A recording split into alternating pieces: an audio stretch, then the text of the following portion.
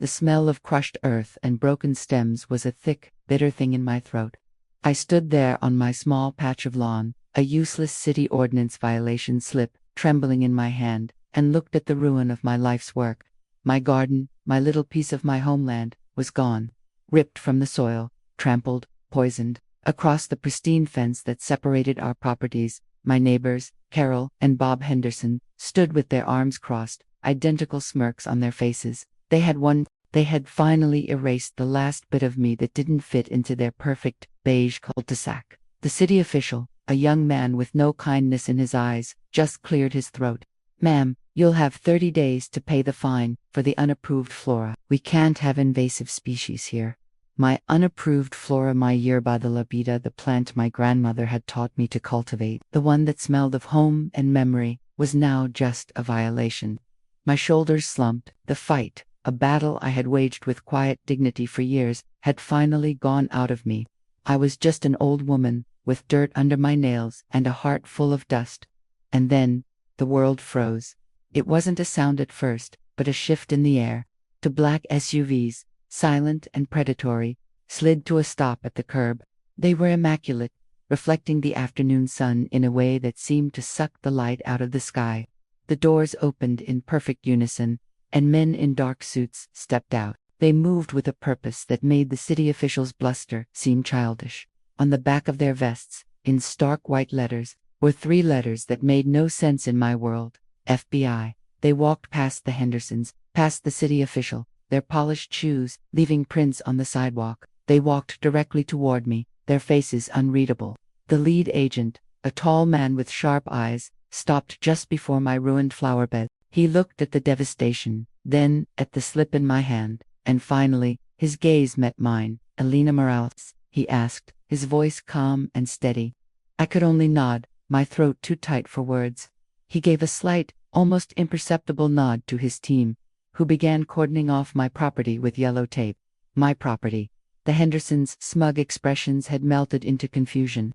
The agent looked down at the mangled green leaves on the ground. "We were told there was a complaint," he said, his voice lowering slightly, "about your weeds." My mind snagged on the word, weeds. The FBI, with their black cars and serious faces, were here for my weeds. Here, in this quiet suburban street, because my neighbors hated the sight of my garden. A wave of dizzying disbelief washed over me. What in God's name was happening? Why were these men looking at my broken plants like they were pieces of a fallen star? My heart pounded in my chest, a wild drum against my ribs. How could this be happening? My mind spun back, not just days or weeks, but years, to the day I first planted those seeds, a lifetime ago. I remembered arriving in this country with nothing but a suitcase, and the tiny, wrinkled seeds clutched in my palm. A final gift from my abuela. My husband, Ricardo, had worked his fingers to the bone to buy this small house, this little patch of earth that I could call my own. "Here, my love," he had said, his hands calloused but gentle. "You can make your paradise here." And I did. I nurtured that soil, coaxed life from it.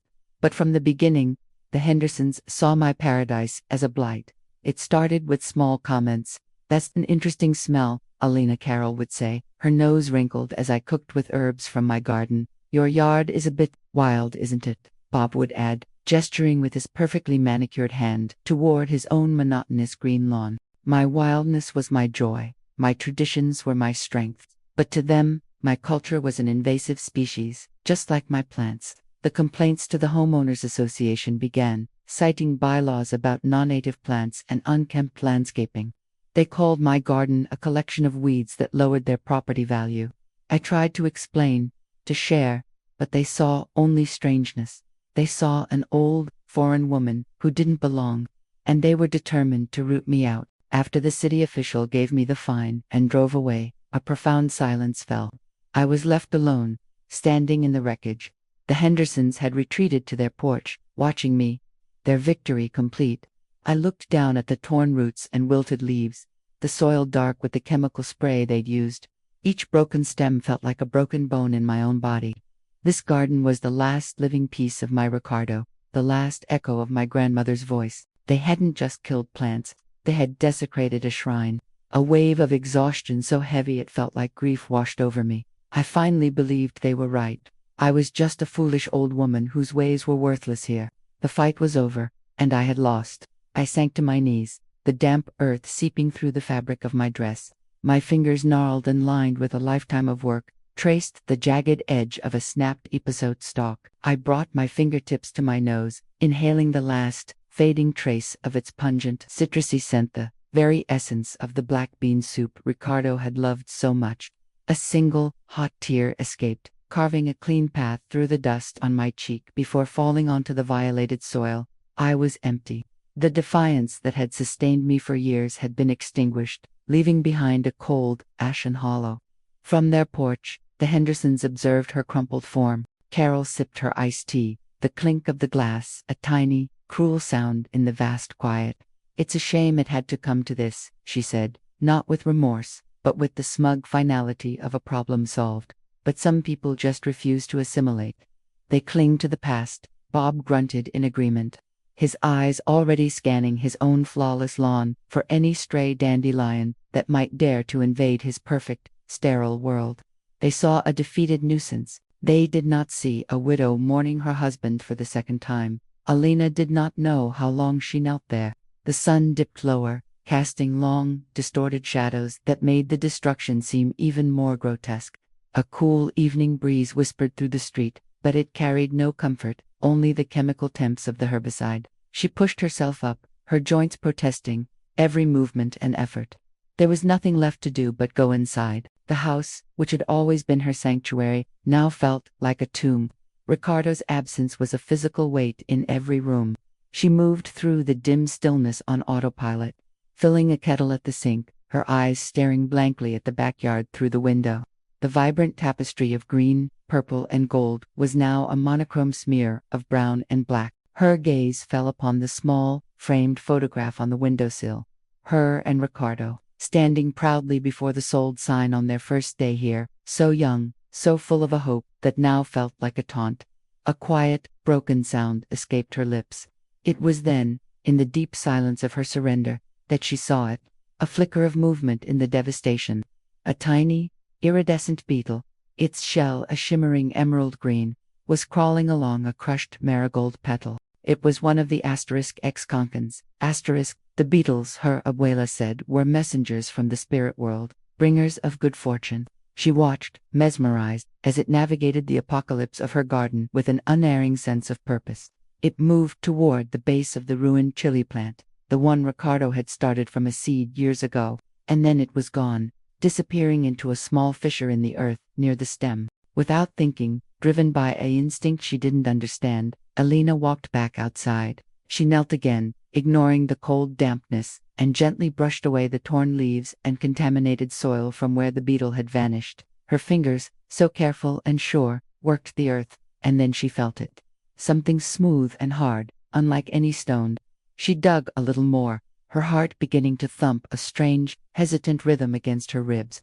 She pulled it from the ground. It was a small, intricately carved clay pot, no larger than her fist, sealed with something that looked like wax. It was ancient, covered in symbols she vaguely recognized from the stories of her childhood, spirals that represented the journey of the sun, and jagged lines that spoke of rain and lightning. Tied around its neck with a frayed strip of leather was a tiny, rolled piece of parchment. Her hands trembled as she carefully unrolled it. The writing was in her grandmother's hand, faded but unmistakable, a mix of Spanish and the old language. Her breath caught in her throat as she read the words, a message planted a lifetime ago for this exact moment of despair. Mi pequeña Elena, your strength is not in the plant, but in the seed. Your roots are not in the soil, but in your blood. They can burn the field, but they cannot stop the rain. When the world seems darkest, remember, the most powerful magic is not to fight the storm, but to become the soil that endures it. Break the pot, release the past, let it grow. Clutching the small pot to her chest, she looked at the Hendersons, not with hatred, but with a terrifying and ancient pity. They had no idea what they had just unleashed. Days later, as she was sorrowfully clearing the dead plants, her fingers brushed against a loose stone at the base of the old oak tree. Beneath it was a small, lead-lined box she had buried decades ago. Inside, wrapped in oilcloth, was an old botany journal from her father and a single, perfectly preserved pressed flower of her Herba de la Vida. On the page, in his familiar script, was a note. They think it is a simple weed, my Alina. They do not know it holds the memory of the earth. Its unique alkaloids are a map only we know how to read. That phrase, a map only we know how to read, struck her like lightning. She wasn't just a gardener. Her father had been a renowned biochemist in her homeland, and she had been his prized apprentice. This wasn't just a plant. It was his life's work. The memory came flooding back, not as a gentle wave, but as a dam breaking. She was 12 again, sitting on a high stool in his cluttered university laboratory, the air thick with the scents of ethanol and rich soil. He wasn't just teaching her to nurture a plant. He was teaching her to listen to it. He showed her how to extract its essence, to run the delicate chromatograms that reveal the complex chemical tapestry. See these peaks, asterisk me, a more asterisk, he'd say, pointing to the jagged lines on the graph. This is not just chemistry. This is a story. It is the story of the sun on a specific slope, the minerals in the volcanic rock, the prayers of the people who tended it. The plant remembers, and this, he'd tap the page, is how we read its memory. Elena's gaze swept from the brittle, brown remains of her garden to the small, ancient pot she had placed carefully on her kitchen table, next to her father's journal. 2 legacies, one from her blood, one from her tiara, both speaking in a language only she could understand. Her grandmother's message echoed in her mind. Asterisk, break the pot. Release the past, let it grow. Asterisk, the symbols carved into its surface seemed to pulse under her touch. She carried it outside, back to the ravaged earth, to the very center of the destruction. She did not look toward the Hendersons' house. Their world was small, confined to property lines and spiteful victories. Hers was about to become infinite. Taking a deep breath, she raised the pot high above her head and brought it down with a sharp, decisive motion onto a large, flat stone. It shattered with a sound like a dry seed pod splitting, not a crash of destruction but a release. Instead of clay dust, a fine, iridescent powder erupted from within, catching the afternoon light like a cloud of captured galaxies. It did not scatter on the wind but drifted down, a gentle, purposeful rain, settling over the entire plot of dead soil, coating every scorched leaf and barren patch in a shimmering, otherworldly film. For a long moment, nothing happened. The silence was absolute. Then, a low hum began to build. Not a sound heard by the ears, but a vibration felt in the bones, the deep thrum of the earth waking up. Where the powder touched, the blackened, chemical-burned soil began to darken further, not with death but with a sudden, profound richness. It clumped and shifted, becoming loamy and alive. Alina knelt, her hands sinking into the earth that was now warm and vibrating with potential. She closed her eyes, and the knowledge from her father's journal, the chemical structures, the metabolic pathways, the alchemy of life, merged with her grandmother's wisdom. The hierba de la vida was not just a plant. It was a key. Its unique alkaloids were not merely compounds. They were catalysts, designed to cleanse, to heal, to remember the blueprint of life, even in the face of absolute poison. She understood now. The pressed flower in the journal was not just a memento. It was a seed of memory, and the powder from the pot was the rain that would make it grow. From the corner of her eye, she saw a flicker of movement. Old Man Henderson was standing on his porch, squinting at her yard, a frown etched on his face.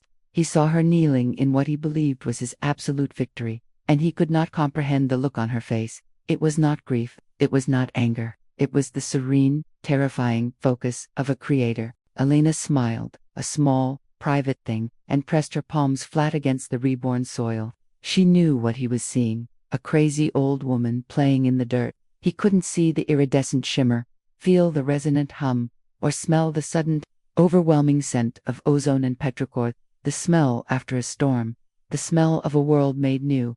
They had tried to burn the field, but they had only succeeded in tilling it, and now the rain had come. Holding that journal, the fog of despair began to lift, not with hope, but with a cold, clear clarity. The Hendersons had not merely committed an act of vandalism.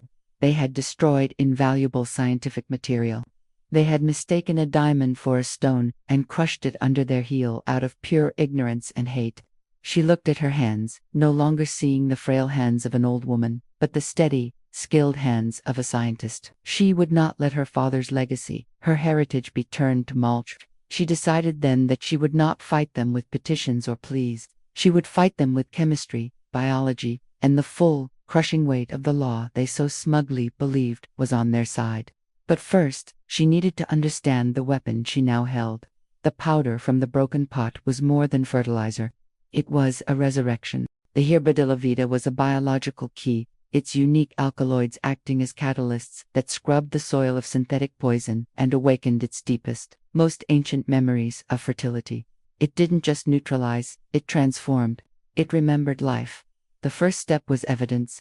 She carefully scooped samples of the transformed soil into sterile glass jars, labeling them with the date, time, and precise GPS coordinates. She took high-resolution photographs, capturing the stark contrast between the dead gray earth of the Henderson side of the property line and the dark, clumping, vibrant loam on hers. She documented the iridescent shimmer that was invisible to Henderson's ignorant eyes but would be glaringly obvious under a microscope.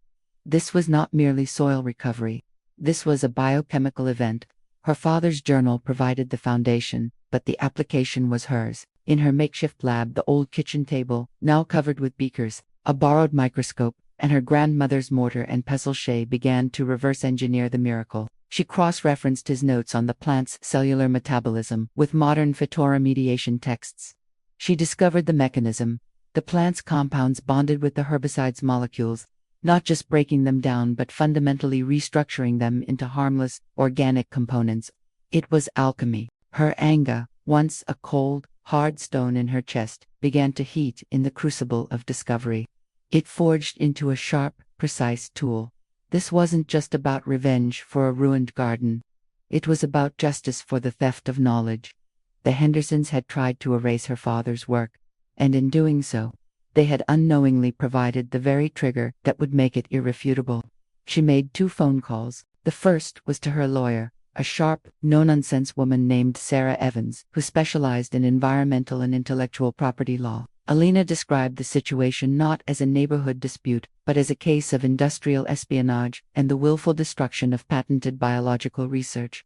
She faxed over the scanned pages of her father's journal, his detailed chemical notations standing as a prior claim to the science the Henderson's agro-corporation friends relied upon. The second call was to the state's Department of Environmental Quality, reporting a suspected chemical trespass and illegal herbicide application, leading to significant groundwater contamination. She invited them to test her soil, knowing full well what they would find: not poison, but a pristine sample of earth that had miraculously cleansed itself. The anomaly would demand an explanation, and the explanation would point directly to the Hendersons' chemical dump next door. Days later, a man in a suit appeared at Old Man Henderson's door. Alina watched from her window as Henderson's smug confidence melted into confusion, then blustered defiance. She saw him point at her house, his face mottled with rage.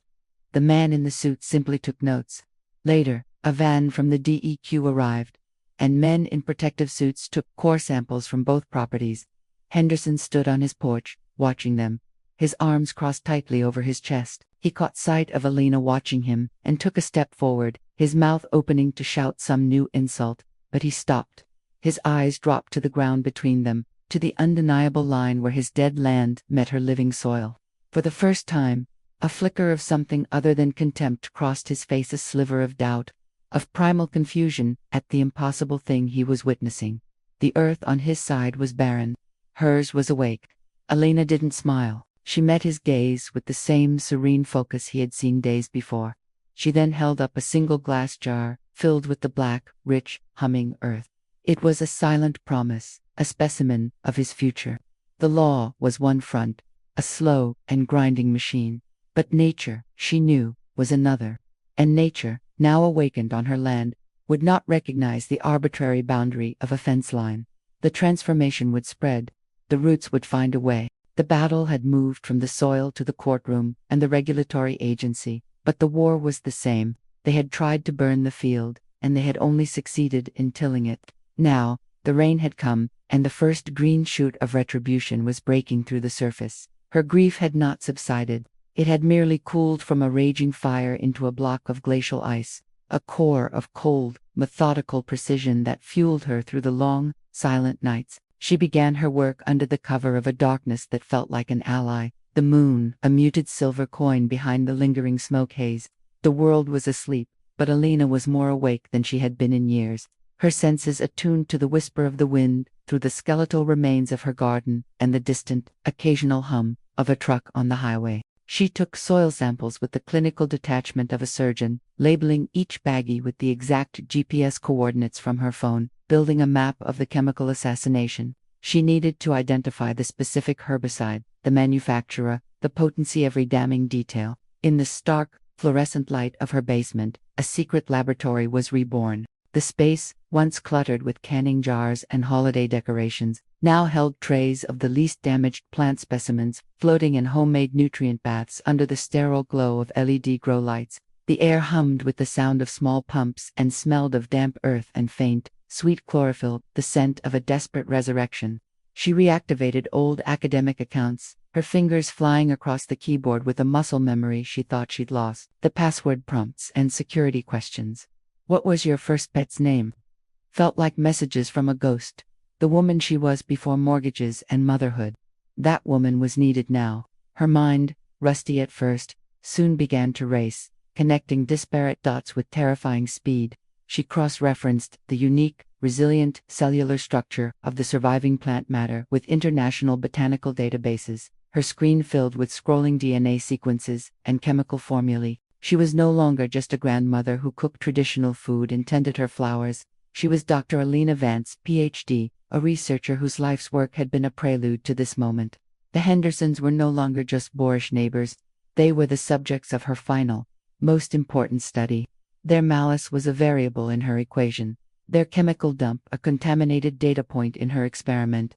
By day, she played her part. She accepted casseroles from well-meaning neighbors, their faces etched with pity. She nodded along as they clucked their tongues about that awful Henderson man and what a shame it all was. She was the picture of stoic, grieving resilience. But behind her calm eyes, she was cataloging their offhand comments, storing away mentions of Henderson's late-night deliveries and the strange, acrid smell that sometimes wafted from his property even before the burn. Her evidence mounted in silent stacks. A photograph, taken with a long lens of drums behind Henderson's shed. Their warning labels, just legible. Spectrography results from the soil samples showing a toxic cocktail far more potent and complex than common agricultural herbicides. It was industrial grade, meant for scouring rail yards and factory lots, not for use near homes and waterways. She compiled her findings into a dense, meticulously sourced report. It was not written for a sympathetic jury but for a cold, analytical government scientist. She sent it not with a plea, but with the detached confidence of a peer submitting a paper for review. She addressed it to the man from the DEQ, whose card she had discreetly picked up from her porch after his visit. Days turned into a week. The investigators returned, this time with more vans, more equipment. Their presence was quieter, more focused. They stretched yellow caution tape around Henderson's chemical dump, a sight that sent a thrill of cold satisfaction through her. She watched from her kitchen window as Henderson's lawyer, a man with a Teuton face and a shiny suit, arrived, arguing with the agents, his gestures sharp and frustrated. The law, she knew, was a slow and grinding machine. But in her basement, sharp and frustrated. The law, she knew, was a slow and grinding machine.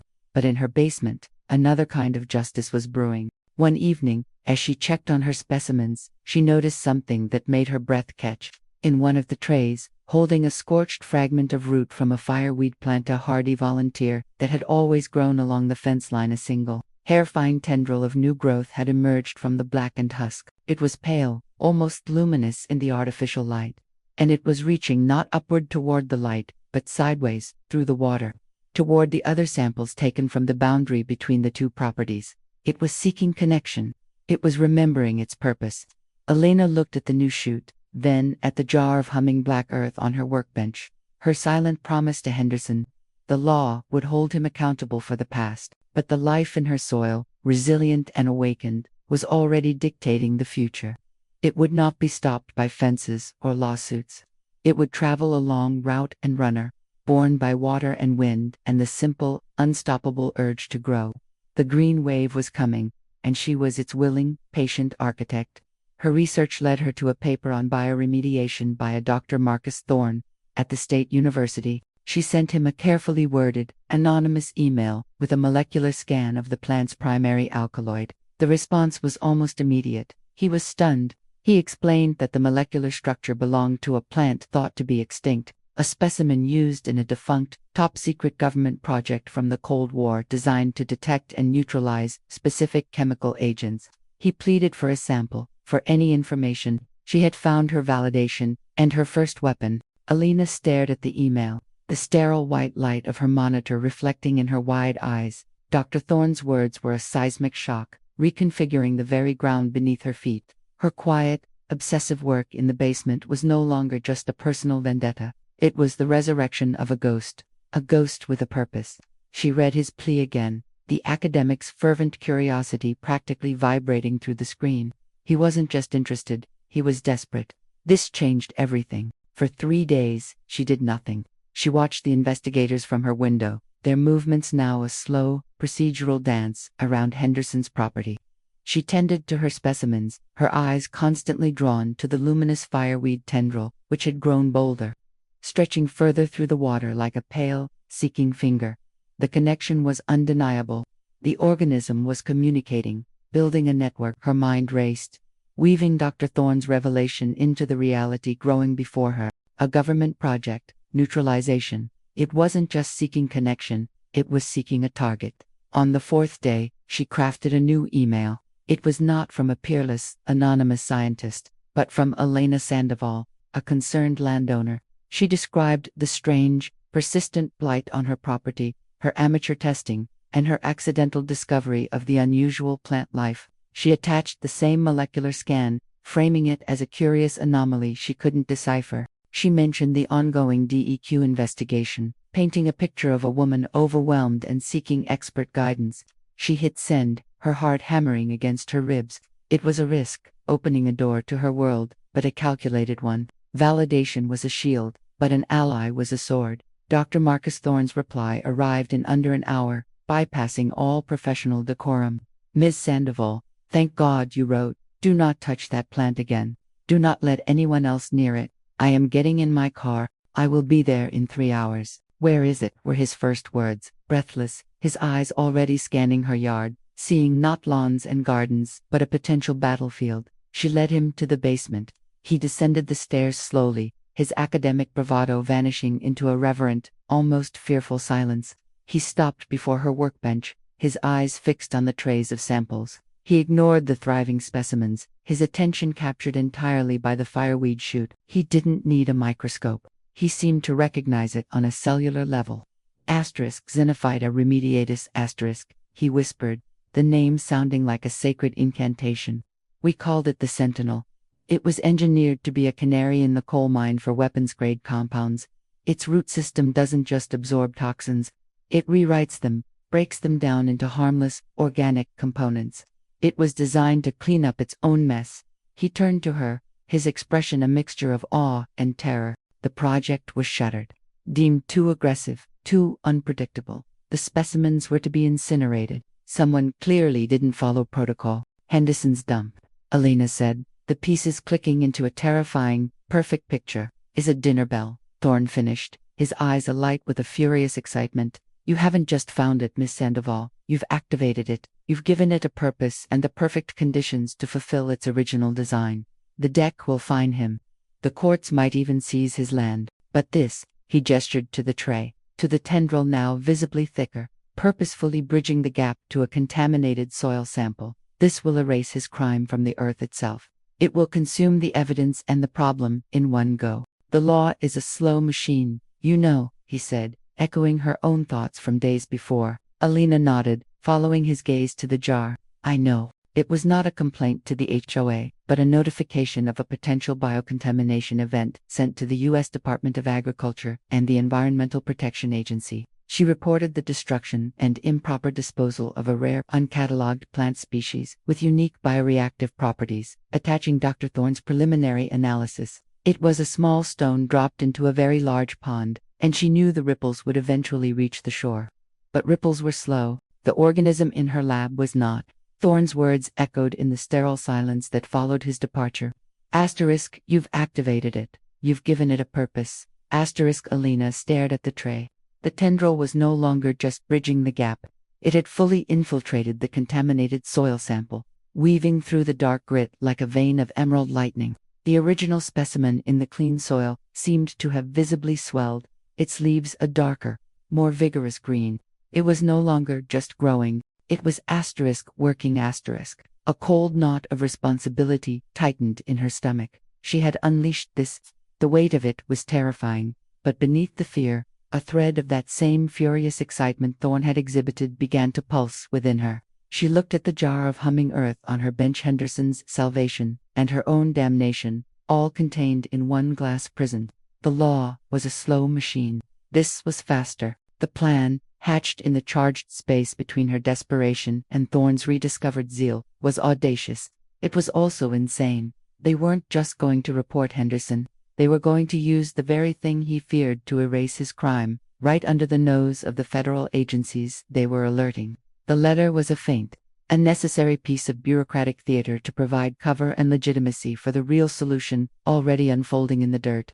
Her first task was propagation. The lab's growth chamber, usually reserved for nurturing delicate native orchids, became a triage unit for a weaponized superorganism. With gloved hands that trembled only slightly, she divided the original plant, carefully separating rhizomes and runners. Each new segment was planted in its own small pot, but these pots were not filled with standard potting mix. Each was layered with a carefully measured amalgam of sterile soil and a few precious grams of Henderson's toxic earth, a tiny dose of the poison that was both its target and its sustenance. She worked with a focused intensity, the hum of the growth lights her only companion. She was not just a botanist now. She was a quartermaster preparing an army for deployment.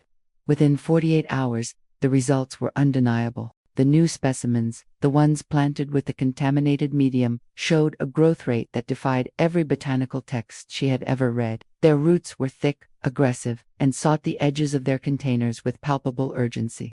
The control specimens, planted in clean soil, grew at a normal, almost sluggish pace. The difference was a scientific revelation and a profound horror. Her phone buzzed, shattering the silence. It was Thorn. "The letter has been received and logged," he said, his voice crackling with a strange energy. "They're treating it as a curious anomaly, a low-priority inquiry. It will be weeks before they even think about sending someone. How is our solution progressing? We're introducing a classified, hyperaggressive bioremediator into a private ecosystem. The unintended consequence we are currently avoiding is a multi-million-dollar Superfund site and a community whose groundwater is poisoned for a generation. We are not unleashing a plague, Alina. We are applying a targeted, living antibiotic to a festering wound." Yet, looking at Henderson's jar, she knew the wound was real. The law would see him bankrupted and his land seized, a barren, toxic monument to his greed. It would punish, but it would not heal. This terrifying, impossible creation, would consume the evidence and the problem in one go, leaving behind, if Thorn's decades-old research was to be believed, nothing but clean, healthy soil. She ended the call and made her decision. The plan required a test, a controlled field trial before the main event. She selected the most vigorous of the new plants, its roots coiled tightly in their pot, humming with latent potential. She would need a sample from the source, a core from the heart of Henderson's dump site, to prove the concept. It was the next piece of the plan, the most dangerous step yet. She picked up the pot. The plant seemed to quiver, not from movement, but from a kind of intense, silent anticipation. It was ready for its purpose. Alina Sandoval, Ph.D., holder of a federal grant to protect native flora, took a deep breath and prepared to become a gardener of something decidedly unnatural. The Hendersons received a low-level inquiry from the Department of Agriculture. They laughed it off, mocking Alina to the other neighbors. "The crazy old lady thinks her weeds are special," Bob boasted at a neighborhood barbecue. Confident and untouchable, they made their fatal error. To finish the cleanup, Bob gathered the remaining dead plants Alina had piled up for disposal, and in full view of his party guests, dumped them into the storm drain at the end of the street, a drain that fed directly into the local reservoir. He had no idea he wasn't just dumping yard waste. He was poisoning a waterway with a potent biological agent. Alina watched the act from the periphery of her property, a cold knot tightening in her stomach. The arrogance was breathtaking, a perfect, performative display of the very carelessness that had created this nightmare. He'd done her job for her, delivering the vector to the water with a smug, beer-fueled flourish. She turned from the window, her gaze falling on the potted plant on her workbench.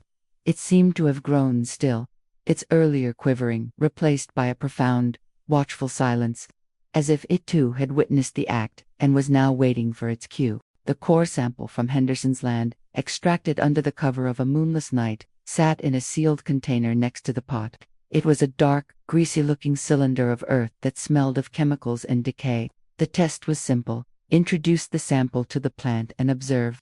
If Thorne's decades-old research held, the organism would recognize the specific chemical signature, activate, and begin its work. If it didn't, the consequences were too nebulous to fully contemplate. With gloved hands, she carefully uprooted the plant. Its roots were a pale, fibrous network, pulsing with a faint, bioluminescent sheen. She placed it into a large, transparent biocontainment vessel, then used a long-handled tool to deposit the core sample of contaminated soil beside it. For a long moment, nothing happened. The plant was just a plant. The soil was just soil. A wave of doubt, cold and nauseating, washed over her. Had she misinterpreted Thorne's notes? Had the organism degraded over time? Then, a single root filament twitched. It was a subtle, almost imperceptible movement, like a worm sensing rain. It lifted from the humus of its own pot and extended, with terrifying purpose, toward the foreign soil. It wasn't digging, it was questing. More roots followed, a slow-motion avalanche of tendrils that flowed over the edge of the clean soil and plunged into the heart of the toxin-laden core. The change was immediate and violent. The plant's main stem shuddered, and its leaves, previously a vibrant green, flushed a deep, venous purple. A low hum, previously inaudible, began to emanate from the vessel, a sound that felt like it was vibrating in Elena's molars. Within the core sample, a visible wave of graying decay radiated out from the roots. The organism wasn't just consuming the contaminants, it was dismantling the very matrix of the soil, breaking down complex hydrocarbons into their base components with terrifying efficiency. It was a voracious, silent fire. A notification chimed on her laptop, an alert from the remote sensor she'd placed near the storm drain. It was a simple water quality monitor, checking for pH and turbidity. The readings were spiking erratically.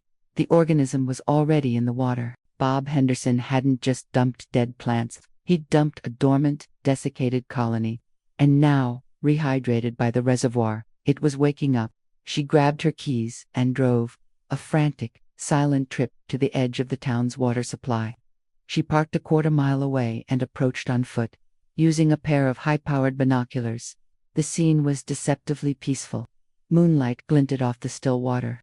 But along the concrete edges of the drain's outflow pipe, something was happening. A faint, phosphorescent glow clung to the rocks, a slick, shimmering biofilm that seemed to pulse with an inner light. It was spreading, centimeter by centimeter, consuming the toxic residue left by Henderson's dumping, just as it was designed to do. But then she saw it. A raccoon, its eyes reflecting in her lens, approached the water's edge to drink. It dipped its muzzle into the glowing slick, lapping at the water. For a second, it was normal. Then it recoiled violently, sneezing and shaking its head. It stumbled back, disoriented, and then simply stopped. It didn't collapse. It didn't convulse. It stood perfectly still for a full 10 seconds before turning and shuffling back into the woods, its movements stiff, almost robotic. Elena's blood ran cold. Thorne's antibiotic wasn't just cleaning the water. It was interacting with the local biology, an unintended consequence. A side effect. The organism was hyper-specialized, designed to target one specific signature, but its programming was absolute: to clean its mess, to consume all of the target pathogen. What if the toxins had metabolized, had been incorporated into the local fauna? What if the raccoon, which had doubtless been feeding on the polluted fish and insects from this water for years, now carried the target's signature within its own body? She thought of Thorne's reassurance. Asterisk, it targets the signature it was designed for, and then enters a dormant state. Asterisk, it wasn't a plague, it was a cure. But a cure, administered incorrectly, could be fatal. She had just wanted to clean a wound, but she had failed to consider that the infection might have already entered the bloodstream, and now, the antibiotic was following it. The video was shaky, shot through a window pane smudged by a recent rain, but it was damning. The timestamp glowed in the corner, 2:14 a.m. The floodlights on the Henderson property illuminated the two brothers as they wrestled another barrel from the back of their pickup, its contents sloshing heavily. They worked with a hurried, sloppy arrogance, confident in the cover of darkness and their family's impunity. Elena's breath fogged the glass as she zoomed in, her old phone worry softly. She captured it all: the barrel's slow, deliberate tilt over the drain, the gush of dark, viscous fluid, the way it swirled for a moment before being greedily sucked into the municipal outflow pipe. Dr. Thorne's words echoed in her mind, a cold, precise script. Asterisk, the plant's cellular structure, when decomposing, will leach a unique protein signature into the water, a marker that is not only traceable but identical to one the EPA actively monitors as a potential bioterrorism indicator. Asterisk, it was a perfect, invisible snare. The Hendersons, in their toxic ignorance, had not just dumped waste. They had, in the eyes of the law, released a weapon. They had signed their own confession and delivered it directly into the public water supply. A grim satisfaction should have warmed her. This was justice. This was retribution for the dead fish, for the sick children in the downstream community, for the years of smug denials. But the cold knot in her stomach refused to unravel. It was tightened by the memory of a raccoon moving with a stiff, unnatural gait. She forced her attention back to the screen. The brothers were laughing now, one of them wiping his hands on his jeans. They were so utterly, stupidly unaware. They had no idea they were pouring fuel onto a fire they couldn't see. Thorne's organism was down there, a silent, hungry army in the water, waiting for its specific trigger. It would detect the dumped toxin, bloom into activity to consume it, and in doing so, create an exponential surge of the very bioweapon marker the EPA feared. The trap wouldn't just snap shut. It would scream, bringing down a full federal response. The Hendersons would be buried under charges they couldn't buy their way out of. It was perfect. Yet, the image of the animal wouldn't leave her. Asterisk, what if the toxins had metabolized? Asterisk, her own question haunted her. The raccoon had been a consumer, a part of the local biology that had incorporated the poison into its very being. Thorne's creation was an absolute. It was designed to find a signature and eradicate it, with no off switch for what that signature might be attached to. Her fingers, clumsy with a dread she couldn't name, fumbled to pull up the live feed from the drain's monitoring buoy. The data was supposed to be passive, a simple log for her own records. The graph showing the concentration of the target pathogen was a flat, dormant line. Then, as the brothers' latest dump began to diffuse, it spiked, a nearly vertical green line shooting upward. The organism had detected its prey. Elena watched the numbers climb, her heart hammering against her ribs. This was it, the catalyst. Any minute now, the secondary alert, the one she'd programmed to mimic a red flag EPA sensor, would ping on a server in Washington. Sirens would blare in a quiet monitoring station. Men in protective gear would mobilize. But another graph, one she monitored out of sheer scientific paranoia, also began to move. It measured generalized biological activity in the water, a crude measure of life and death on a microscopic scale. It was going haywire. The scale was logarithmic, and it was maxing out. Thorne's antibiotic wasn't just consuming the freshly dumped waste. It was replicating at an insane rate, a geometric expansion of purpose-driven life, scouring the water for every last trace of the signature. It was following the toxin's trail, and the trail didn't end at the water's edge. Her eyes shot back to the window. The Henderson brothers were driving away, their taillights disappearing down the dirt road. The woods behind their property were dark and still. Then, a flicker of movement, a shape emerged from the tritula. It was the raccoon. It moved toward the drain pipe, its gait still that same unsettling, mechanical shuffle. It wasn't alone.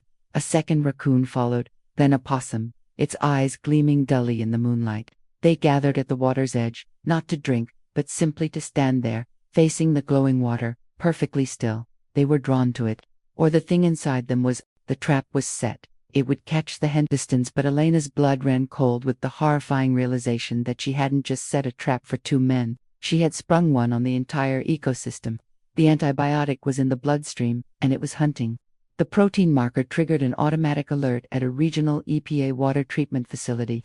Within hours, that alert was cross-referenced with my initial report to the Department of Agriculture. The words Cold War Project and Bioreactive sent the file from a bureaucrat's desk straight to a federal threat assessment team. Suddenly, A simple case of suburban vandalism became a potential national security issue. That is what led the FBI to my front lawn. Two black SUVs crunched to a halt on her gravel driveway, their arrival as subtle as a declaration of war. Men in dark windbreakers, emblazoned with FBI, emerged, their movements efficient and coordinated, sealing off the area with a quiet, unnerving authority. The lead agent, a man with a sharp jawline and eyes that missed nothing, introduced himself as Agent Miller. His handshake was brief, his attention already scanning her property, the woods, the now infamous creek. "Dr. Sandoval, we need to discuss your report. And the water sample you mentioned," he said, his voice a flat, professional monotone. Alina led them inside, her mind racing. This was the plan. This was the cavalry. But the image of the still waiting animals by the water's edge was a cold shard of ice in her guts. She handed over the sealed sample, her fingers brushing against the cool glass. "The source is a farm about a mile east of here. They've been dumping chemical waste into the watershed. It was designed to target and consume the specific toxin the Hendersons are dumping. But it's become more than that." A half-dozen squirrels sat motionless on low-hanging branches, their usual twitchy energy gone. A fox stood rigid among them, and a cluster of crows were perched on a nearby fence post. Not cawing, not fighting, just staring with vacant, glassy eyes at the flowing water. It was a silent, unnerving congregation. "What is this?" Miller asked, his professional cool finally cracking with a note of disbelief. "It's the catalyst," Alina whispered, her fear giving way to a horrifying clarity. "It's not just in the water anymore, it's aerosolizing, or it's being carried. Those animals drank from the creek. The antibiotic is inside them now, rewriting their biological imperative. It's not a poison, it's a directive. It's turning them into sensors. They're drawn to the highest concentration of the toxin signature, a breadcrumb trail of infected hosts, leading right back to the source. There's a situation." The doors hung open, revealing cracked barrels and a concrete floor stained a permanent, ugly green. And surrounding it, a perfect, silent circle of wildlife. Dozens of animals, raccoons, deer, birds, rodents stood facing the shed. They were utterly still, a furry-feathered jury awaiting a verdict. The air hummed with a tension that had nothing to do with the federal agents and everything to do with the invisible biological command saturating the very atmosphere. Agent Miller barked orders, establishing a wider perimeter. Men in full hazmat suits began to emerge from a specialized van. Alina stood by the SUV, frozen. This was her victory. The polluters were caught. The mechanism had worked with terrifying efficiency. But as she watched a hazmat specialist approach the circle of animals, one of the raccoons, perhaps, the same one she'd seen from her windows, slowly turned its head. Its eyes, dull and clouded, seemed to look past the suited figure, past the agents, and locked directly onto her. It was a blank, meaningless stare, a camera lens focusing. Yet, in it, Alina saw the horrifying truth. She hadn't just built a better mousetrap, she had built a new predator, and it recognized its creator. The antibiotic had a single, flawless purpose: find the toxin, consume it, replicate. And it had just found the load. The hunt was over. The feeding was about to begin. The trembling in her hands was not from fear, it was the vibration of a powerful engine she had started, finally roaring to life. The city official's fine was a meaningless piece of paper. The Hendersons' smirks, now replaced by pale, terrified masks as they were shoved into a federal vehicle, were the last expressions of a dying ignorance. She looked at Agent Miller barking orders, at her ruined garden, and at the yellow tape creating a perimeter around her sacred ground. They were not here to punish her. They were here to secure the evidence, her evidence, but the evidence was no longer passive. It was watching. The circle of animals remained, a silent, furred, and feathered monument to her genius. The hazmat team, bulky and anonymous in their suits, moved with a deliberate slowness, their progress halted by the unnatural barrier. They didn't know how to process it. Their protocols were for spills and leaks, not for this congregation. Dr. Vance, Miller's voice cut through the low hum of generators and radio chatter. He approached her, his own expression a carefully controlled mask, but she could see the fissures of uncertainty around his eyes. "We need to understand what we're looking at. Your report mentioned a targeted bioremediation agent. It did not mention this asterisk." He gestured with his chin toward the motionless raccoon. its clouded eyes still fixed on Elena. The agent is protein-based, Elena said, her voice steadier than she felt. Its primary drive is to seek and consume the specific pollutant. It's hyper-efficient. It must be generating a unique metabolic byproduct, a pheromone or a frequency we can't detect. It's acting as a beacon. These animals aren't infected, they're mesmerized, drawn to the source of the cleanup. She had built a new predator, and it recognized its creator. The thought was a cold stone in her gut. One of the hazmat specialists, designated by a large 4 on his back, took a cautious step closer to the circle, a Geiger counter-like sensor worry in his grip. He aimed it at a doe-standing sentinel at the edge of the group. The device emitted a series of rapid, high-pitched clicks. No elevated radiation. His voice crackled over the comms system. Airborne toxins are localized to the shed interior, but I'm getting a massive biological spike from the fauna. Off the charts. It's like they're all running a fever of 1,000 degrees, but their body temps are normal. Sir, I've never seen anything like this. The movement broke the statue-like stillness of the circle. One by one, every head, the birds, the rodents, the deer turned in unison to face the man in the yellow suit. There was no aggression in the movement, no growl or snarl.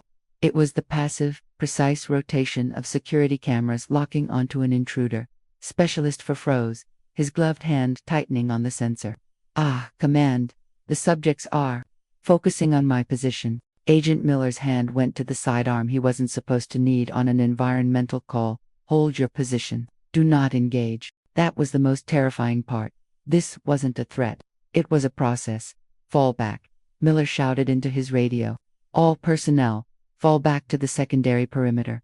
Now. Elena watched, her scientific mind finally, utterly silenced by the primal dread she had felt on the ride over. This was her victory. The mechanism had worked. It had found the toxin. It was consuming it, and it was replicating.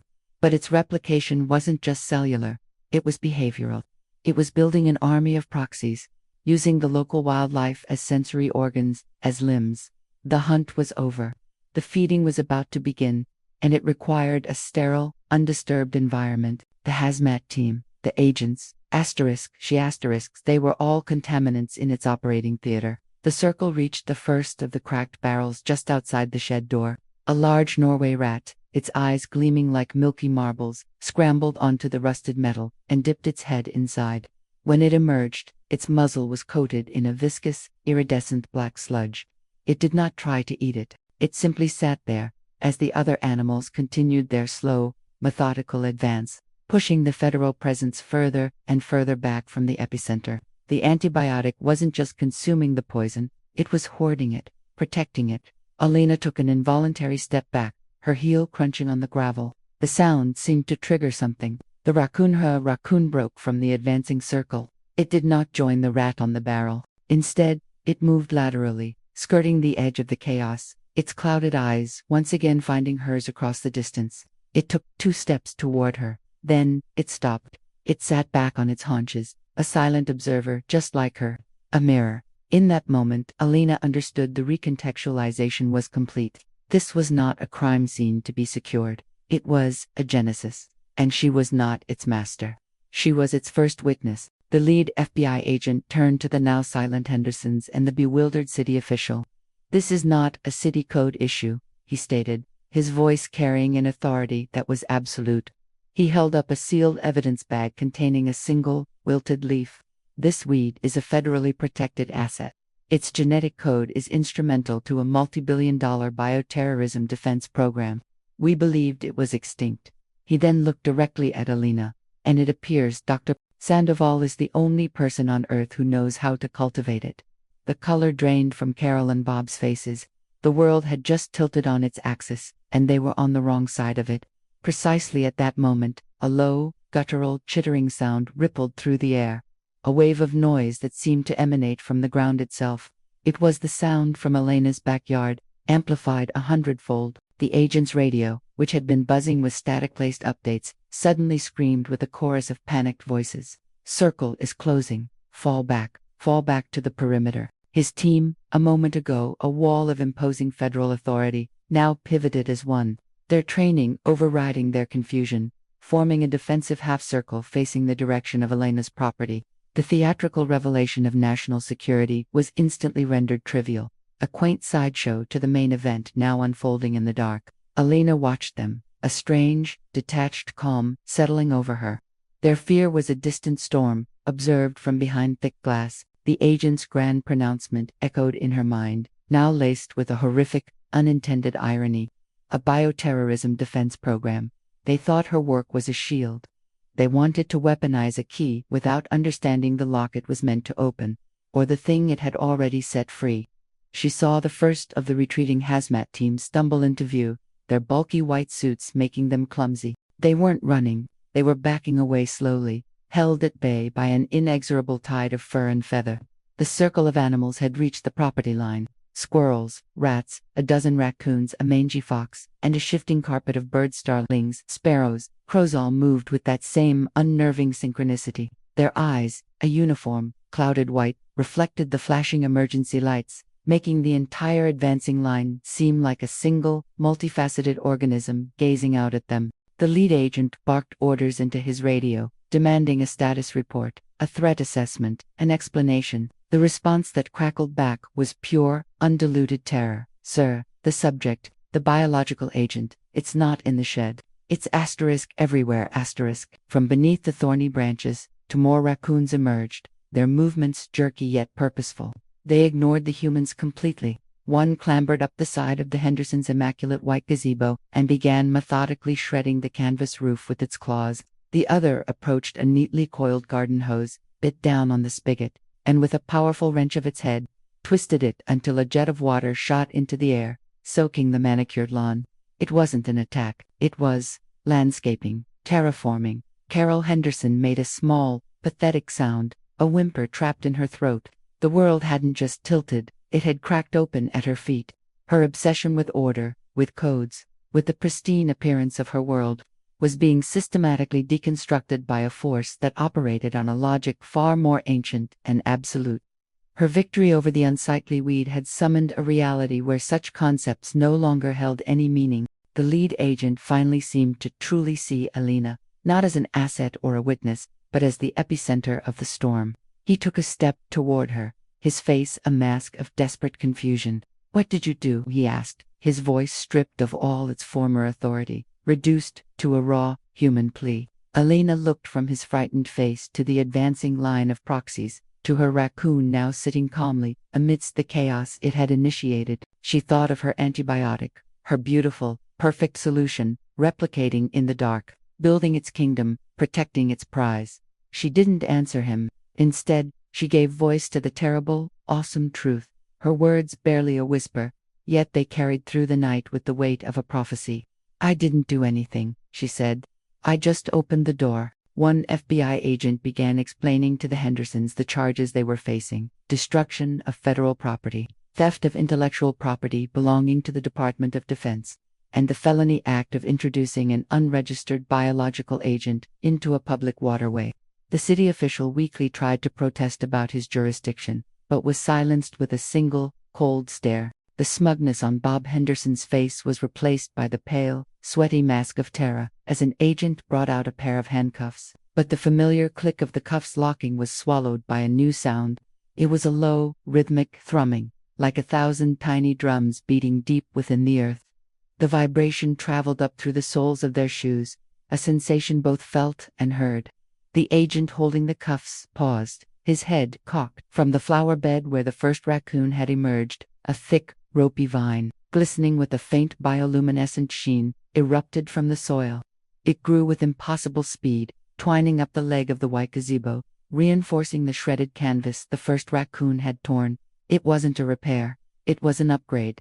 The vine pulsed with a soft, internal light, and tiny buds swelled and burst open, releasing not petals, but a fine, sparkling mist that smelled of damp earth and ozone. The lead agent, his plea to Alina still hanging unanswered in the air, drew his service weapon. His training screamed at him to identify and neutralize the threat. But what was the target? The raccoons, now numbering half a dozen, continued their work with placid diligence. One was systematically deadheading Carol's prize-winning roses, not with malice, but with the efficiency of a gardener pruning away the unnecessary to make way for new growth. Another was using its surprisingly dexterous paws to carefully overturn a decorative riverstone, revealing the rich, dark soil beneath. "Stand down," the lead agent yelled, though the command lacked all conviction. His weapon wavered, pointing first at a raccoon, then at the strange, glowing vine, then at nothing at all. Alina watched, a strange serenity settling over her. The chaos was not random.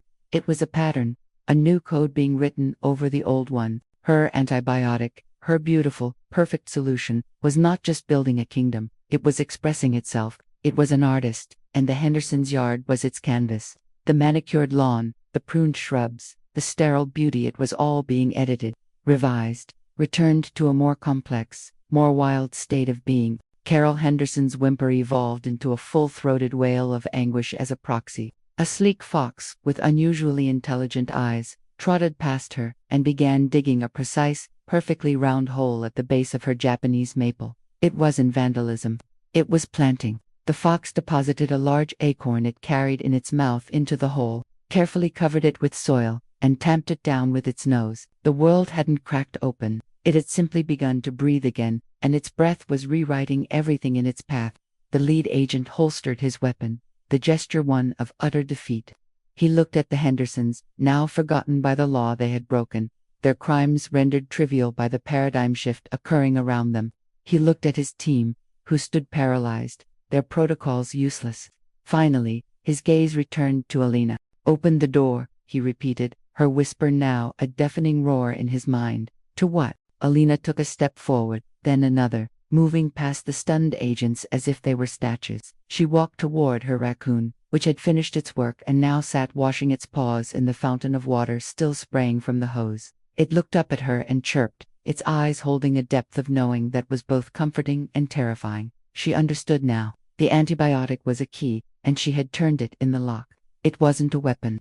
It was a restoration. It was healing the world not of disease, but of order. It was dismantling the artificial to make way for the ancient, the true, the wild. She reached her raccoon and knelt. It nudged her hand with its wet nose. In the distance, from the woods beyond the property line, more eyes gleamed in the darkness. More shapes moved in the shadows. The change had begun here, in this epicenter of human control, but it would not end here. The door was open, and something old, something absolute, was finally coming home. Alina saw them being taken away in the back of a federal vehicle, their perfect suburban world crumbling around them. She later learned that the cost of the environmental cleanup of the reservoir, a cost they were legally forced to bear, bankrupted them. They lost their house, their reputation, and their freedom. Her justice was not in their suffering, but in the simple and elegant truth that was brought to light. They tried to extinguish a small foreign flame and, in doing so, managed to ignite an inferno that consumed them completely. But that was a footnote, a final, fading echo of the world that was. The true story was unfolding in the garden. The gazebo, now a living, breathing part of the landscape, creaked softly as it settled into its new foundation of rich, black soil.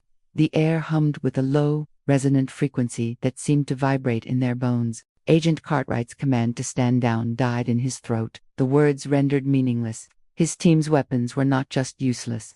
They were absurd, like bringing a toy sword to a tectonic shift. Alina rose from her raccoon, her hand lingering on its head. The creature's gaze was no longer that of a simple animal. It was a window, deep and patient. From the woods, the gleam of eyes multiplied. A sleek fox padded silently to the edge of the lawn, its coat the color of rust and shadow. It did not snarl or stalk. It simply sat, observing the transition with a calm assurance. Above, the branches of the oak tree groaned, not from wind, but from a subtle, thickening growth as new limbs, heavy with luminous moss, curled toward the ground. "What is this?" Cartwright's voice was a hoarse whisper, stripped of all authority. He wasn't asking Alina, or his men. He was asking the world itself, which had suddenly stopped obeying the rules. Alina turned to him, her face illuminated by the gentle glow of the vines snaking up her legs, not to bind her, but as if in affection. "You asked what door," she said, her voice carrying a timbre it never had before, layered with the rustle of leaves and the trickle of water. "It's the only one that matters. The one we closed 10,000 years ago. Command, this is Unit 7. We have a pathological event, requesting immediate." The radio in his hand sprouted a delicate white-flowered vine from its speaker grill. The device grew warm, then soft, melting into a lump of fragrant biomass and delicate circuitry in his palm. He dropped it with a cry, staring at the dark soil that eagerly absorbed the remains. The ground was no longer passive. It was receptive. The pristine lawn was transforming, the uniform grass giving way to a riot of clover, wild strawberries, and thick, velvety moss. The Hendersons' prized rose bushes twisted, their thorns growing longer, their blossoms deepening to a blood red and releasing a dizzying, potent perfume into the air. The raccoon chirped again and trundled toward the vegetable patch. It dug its claws into the earth, not to bury or unearth, but to knead. Where it touched, the soil darkened, becoming richer, more alive. The tomato plants shuddered and grew, their fruits swelling to an impossible size, their skin taut and gleaming like garnets. Alina walked toward Cartwright, and he found he could not move, roots of a different kind holding him fast. The antibiotic wasn't a poison, she explained, her words painting a picture in the air. It was an antidote to us, to our order, our fences, our endless, weary war against everything that is wild and free. It didn't kill bacteria, it simply reminded the world what it was supposed to be. It reset the balance. The chlorinated reservoir water was being purged, healed, transformed back to its essential, wild state. A profound silence descended, broken only by the sound of growing things. The federal vehicles parked along the curb groaned as ivy, thick as pythons, wound around their tires and climbed their metallic bodies, seeking to pull them down into the embracing earth. Headlights shattered as morning glory blossoms burst from within the glass housings. Cartwright's paralysis broke. He didn't run, he simply sank to his knees, his polished shoes sinking into the moss. He looked at his hands, half expecting to see bark forming at his wrists. This wasn't an invasion, it was a homecoming. And he, and every human being, was merely a guest who had overstayed their welcome in a house that was never truly theirs. Elena looked past him, toward the streetlights that were flickering and dying, one by one, as the wildness spread. The change had begun here, in this epicenter of manicured control, but it would not end here. The door was open, and the world was finally walking through it. Justice, she thought, wasn't served by a court. It was served by the earth itself, reclaiming what was always hers.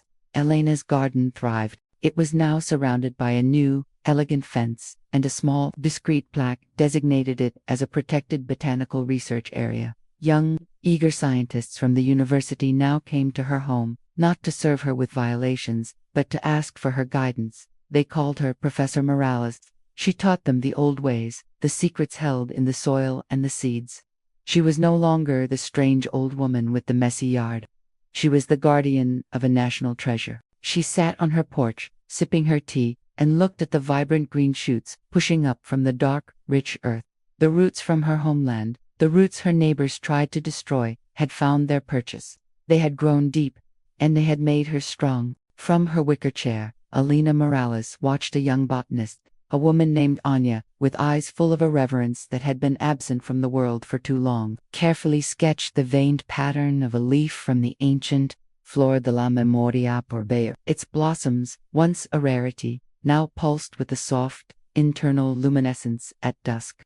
The air hummed with a chorus of bees and the gentle rustle of leaves, a symphony of life that had reclaimed its score. The world outside her fence was not the one she had known. The hum of the city was a distant, faded memory, replaced by the whisper of wind through a canopy that now stretched over what had once been asphalt streets. The transformation had been neither violent nor swift, but inexorable, like the turning of the seasons.